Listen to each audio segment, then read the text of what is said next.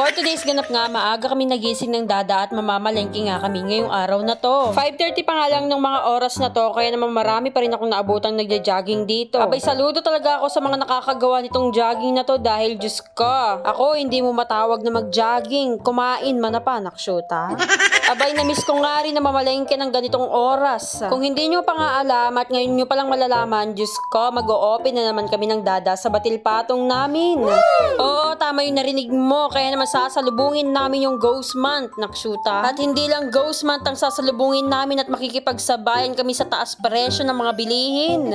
Lalong-lalo na itong napakamahal at napakagintong Taiwan sili. Kaya naman wag na wag nyo sasayangin to, Diyos ko. 400 pesos nga ang isang kilo nitong Taiwan sili na to. O loko, mas mahal pa to kesa sa mahal mo, charis. Kaya naman pasensyahan na lang tayo kung pati sili ibebenta ko na dun sa pwesto, charis. O diba, kinilo na nga lang din namin yung kinuha namin ni Dada at 1/4 nga lang yan. Pero tignan mo naman yung 1/4, naksyuta. Nabili na nga namin lahat ni Dada yung mga kailangan namin, kaya naman dumiretso na agad kami dito sa pwesto. Abay, si Haring Araw nandyan na, sumisilip na, napakaaga pa lang yan. Kaya naman kinuha ko na yung mga pinalengke namin ng Dada dito sa sakyan at idadala ko ngayon sa loob ng pwesto. Para mamaya maliligo na lang, hindi ka na magbibit-bit ng kung ano-ano.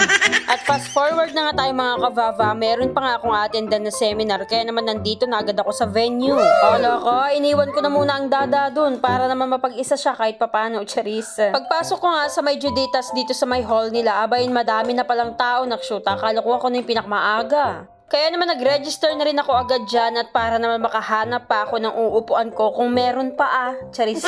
At after ko nga makapag-register, nakahanap na rin ako na mauupuan ko dyan at Diyos ko anong oras na. Kaya naman naisipan kong magkape na muna. Abay, anli kape dito, nakshuta, buti na lang umatend ako, charis. Since susulitin na namin itong kape na to dahil nga unlimited siya, Diyos ko magpalpitet na ako kanyan. Abay, napakainam naman kasi habang nakikinig ka ng mga lecture nila, Diyos ko matututo ka pa, nagkakape ka pa. Kaya naman samahan niyo ako makinig at magkaroon pa ng idea para i-share sa mga taong katulad ko, charis. At habang ongoing nga ang lecture, abay nag-deliver na naman sila ng kakainin naming pansit. Ay Rugo, I think nung nakaraang meeting namin, ganito din yung kinain namin, hanggang dito ba naman, charis. At fast forward na naman tayo dahil lunch break na, kaya naman for the pila na ang person para kumain at kumuha ng pagkain. O loko, nandito nga ako sa Jusitas Hotel, pero hindi hotel ang pinuntahan ko, yung function hall nila, judgmental. At habang nakapila nga kami dito ng kasamahan ko, ay Diyos ko, napakainit. Lalo pa akong nag-init nung wala ng pinya, nakshuta. Abay, tignan mo nga naman kung minamalas ka, pati kanin, naubos na, tutong na lang. Ay Rugo, Diyos ko, nano na. May konti pa nga kanin na natira, kaya naman yun na lang yung kinuha ko. At Diyos ko, pati manok, wala na din.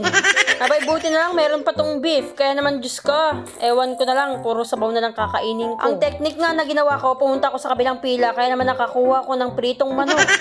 At after nga namin kumain ng lunch, tuloy pa rin ang session namin at lecture. Abay, Diyos ko, nagsibuhos ng mga ulan. Medyo minamalas nga naman talaga ako ngayong araw na to, nagmotor pa ako. At hindi ko na nga masyadong nabidyohan yung pagkaalis ko at pagka-uwi ko dahil nga nandito na agad ako sa may pwesto. Olo ko, nagtataka ako, hindi pala umulan dito. Bakit dun lang sa may event namin ang umulan? At ang aling Chacha nandito na naman sa pwesto namin. Abay, maraming salamat ho sa nagpunta sa unang opening namin ulit dito sa Batil Patong.